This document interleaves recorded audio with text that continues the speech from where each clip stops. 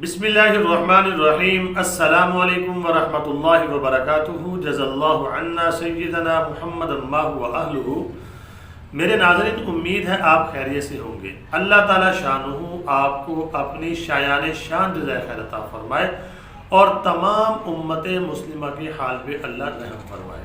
میرے ناظرین، آج کی جو میری ویڈیو ہے اس کا ٹائٹل اور موضوع یہ ہے کہ نبی پاک صلی اللہ علیہ وسلم کی وطن سے محبت۔ آپ حیران ہوں گے کہ اتنی محبت۔ آپ کو میں آج ایک حدیث پیش کروں گا جس میں نبی پاک صلی اللہ علیہ وسلم اپنے وطن سے محبت کا اظہار فرما رہے ہیں۔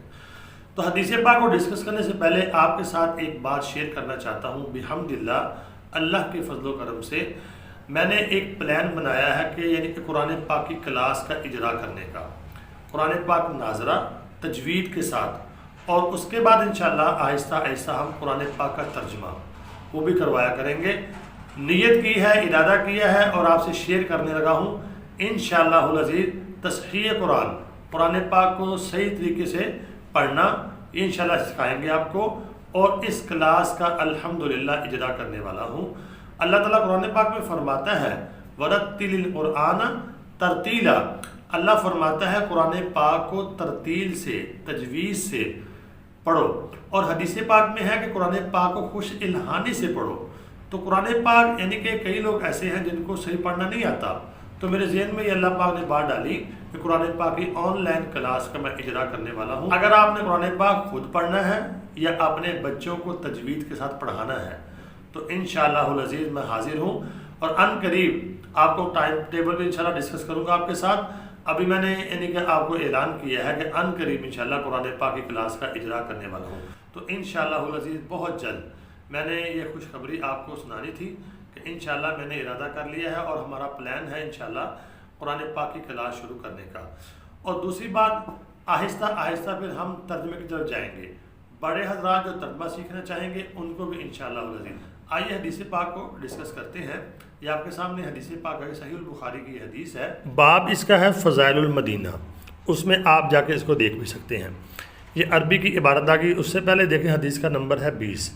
بسم اللہ الرحمن الرحیم۔ حدثنا قتیبہ حدثنا اسماعیل بن جعفر عن حمید عن انس رضی اللہ تعالی عنہ ان النبی صلی اللہ علیہ وسلم کان اذا قدم من سفر فنظر الى جدرات المدینہ اوضع راحلته وان كان على دابة حركها من حبها۔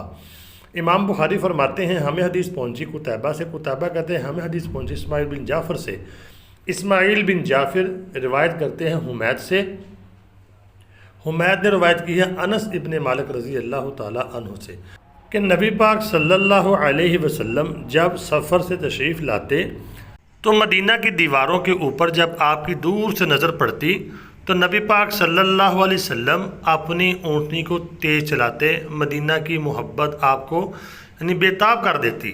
تو آپ صلی اللہ علیہ وسلم اونٹنی کو ایڑی لگاتے، جو بھی جانور ہوتا تو آپ ایڑ لگاتے تاکہ وہ جلدی جلدی سے یعنی کہ مدینہ میں پہنچ جائے۔ تو میرے ناظرین، ہمیں اس حدیث پاک سے کچھ چیزیں ملتی ہیں نبی پاک صلی اللہ علیہ وسلم کے اس عمل سے۔ پہلی بات جو ہمیں اس حدیث پاک سے ملی ہے وہ یہ ہے کہ نبی پاک صلی اللہ علیہ وسلم بھی وطن سے محبت فرمایا کرتے تھے، مدینہ منورہ سے محبت فرمایا کرتے تھے۔ ہمیں بھی اپنے وطن سے محبت ہونی چاہیے۔ نمبر 2، یہ نبی پاک صلی اللہ علیہ وآلہ وسلم کی سنت ہے اپنے وطن سے محبت کرنا۔ دیکھیں نبی پاک صلی اللہ علیہ وسلم جب مدینہ کی دیواروں کو دیکھتے تو کتنا یعنی کہ اشتیاق آپ کا بڑھ جاتا تھا۔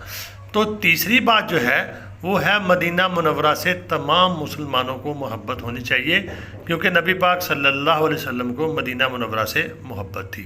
تو نبی پاک صلی اللہ علیہ وسلم کی حدیث سے ہمیں یہ 3 چیزیں ملی ہیں، یعنی کہ اپنے وطن سے محبت، اور نبی پاک صلی اللہ علیہ وسلم کی یہ سنت ہے وطن سے محبت کرنا، اور تیسری بات جو نبی پاک صلی اللہ علیہ وسلم مدینہ سے پیار کرتے تھے، ہمیں بھی مدینہ منورہ سے پیار کرنا چاہیے۔ اور وطن کی محبت آپ کو پتہ ہے، جو دوست باہر کے ملکوں سے آتے ہیں اپنے ملک میں، اپنے وطن میں، ان سے پوچھیں وطن کی محبت کیا ہوتی ہے۔